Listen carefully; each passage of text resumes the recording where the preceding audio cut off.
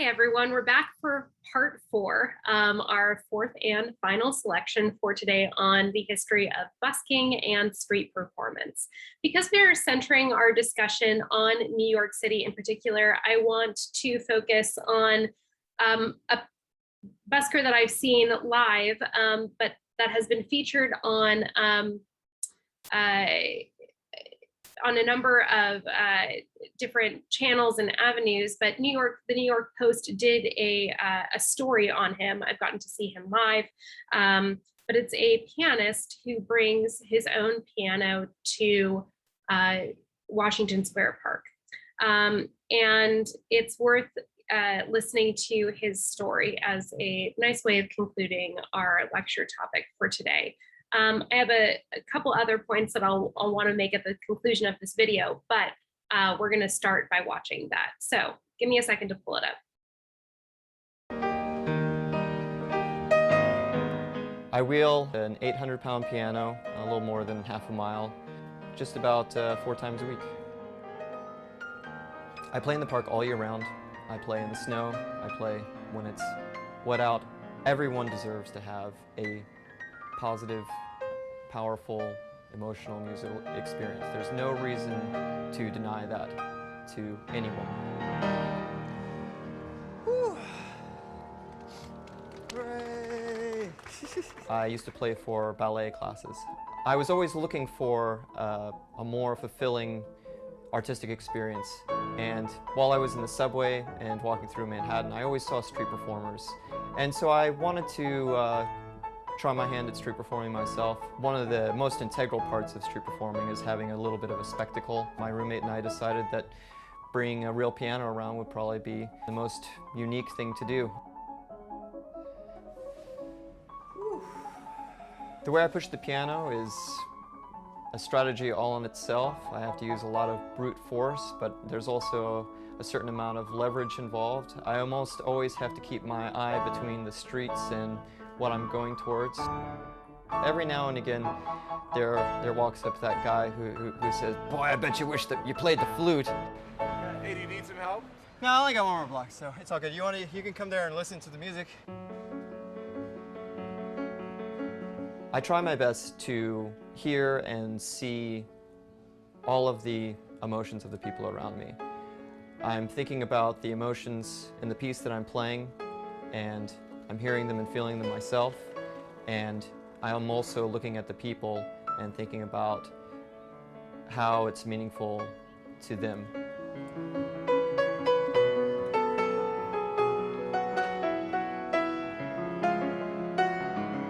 Before you guys leave, there's something very special that I do for people.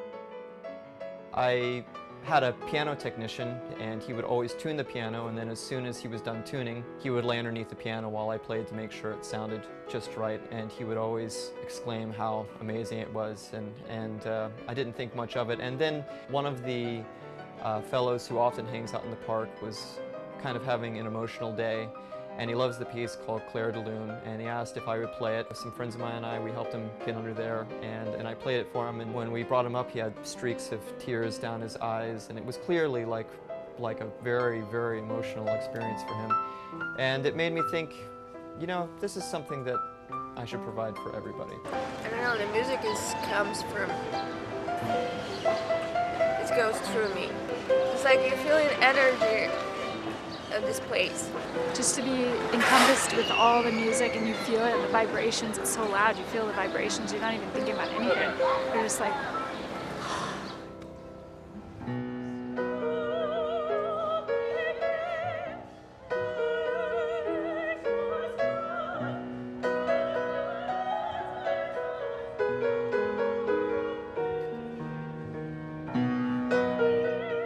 There's a lot of confusion out there, and there's a lot of negativity, and music is one of the ways that we go out into the maelstrom of all this craziness and we lift everybody up. So my hope and dream is that I can just get better at this. My life's work, my passion, is ultimately to provide amazing musical experiences to as many people as I can before I die.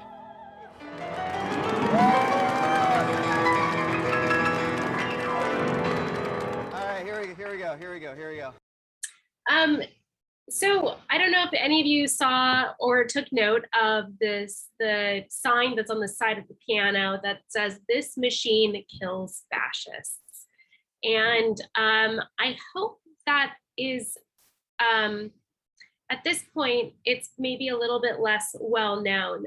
But the history of street performance and busking is also deeply rooted to folk music. And we have, Woody Guthrie and predecessors of Woody Guthrie, like Bob Dylan, who are going to have a social message that they're going to imbue in their street performance. Anyway, let me pull up the picture that I am thinking of so that you can get the visual. So this is Woody Guthrie, and this is him playing the guitar, and it says, "This machine kills fascists." So that is what that piano sign is about. If you're not familiar with the music of Woody Guthrie, but are familiar with Bob Dylan, or if you're not familiar with Bob Dylan, perhaps familiarize yourself with both of these names. Woody Guthrie, a particularly prominent figure in the folk music scene, but his lyrics are imbued with a social agenda, most certainly, and a political message oftentimes as well. And Woody Guthrie and the musicians that are in the folk genre in general oftentimes engage with the public purposefully as a way of spreading their message through busking and street performance. So really wonderful to see that on the piano as well. For those of you who haven't spent time near a physical instrument, it is a particularly revolutionary feeling. As a conductor of often orchestral settings, one of the things that I wish I could do for every audience member is for them to, curl up near the double bass section to really feel the impact of the bass movement, which is profound when you have 7 or 8 double basses that are playing the same part. It's like a very cool, it's like being right near a subwoofer and really having a lot of dimension and feeling to what you're listening to. And yes, audio recordings have a kind of strong presence and clarity to them, but they sometimes lack a particular physical quality, which is one of the reasons why I think we're not going to see performance be completely phased out ever, because there's something particularly moving about public performance. I just want to pull up my lecture notes one more time so that I can, I put them away. I will pull them up one more time so that I can kind of conclude our discussion and make sure I didn't leave any areas uncharted. Okay, here we go. So we began lecture talking a little bit about the history of busking and street performance. We talked a little bit about troubadour songs, about Japanese marching bands as a way of publicizing opening businesses. We talked about medicine shows in the US and the inclusion of one-man bands and the trained monkey being a part of our tradition of those who handle gratitude, bottlers, hatmans, or pitchmans. We also talked about a pitch being a location in which a busker or street performer performs, and that those performances often come in 3 particular formats: circle shows, walk by acts, and stoplight performers. The first of the 2 are most commonly seen in New York City, and specifically worldwide, most certainly, but there are acts of law and legislation in place that do impose some restrictions on public performance. I didn't mention it earlier, but believe it or not, in London, street performance is completely prohibited, so can't perform live there. Although you can request a permit from the city, so anything you do see that's live or performative has been ordained by the local government. A modified version of that happens in New York City. Great. We're going to continue investigating the theme of location, location, location, being particularly important to this class, which is about music in New York City. So the areas of mass transit, the places that have the most foot traffic in the city are going to be venues and avenues in which we hear and see street performers. Those are uniquely public performing places and ways in which you can engage with art and music making in New York City without having to pay for a ticket for an event. For the remainder of our locations, that is indeed what you need to do, that there is some sort of admittance fee or admission charge. And that's everything that was presented today and everything that you see in the city.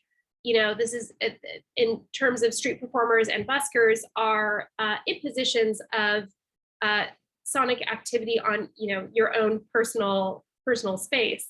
And in as much you don't have to give gratitude for these, which makes them particularly unique.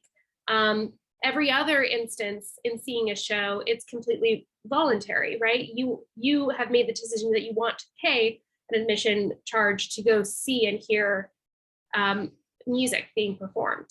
And so that dynamic here is unique.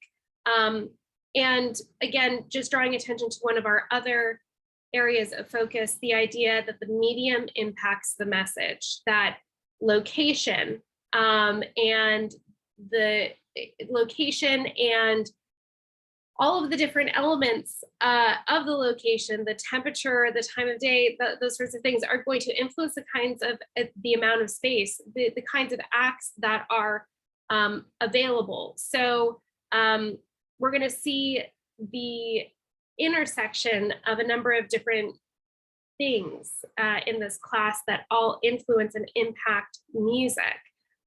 Very, very interesting relationships to pay attention to. In any case, we're going to continue our theme of location when I see you for our next lecture tomorrow. So, or whenever you decided to pick up your next lecture. So I will see you next time.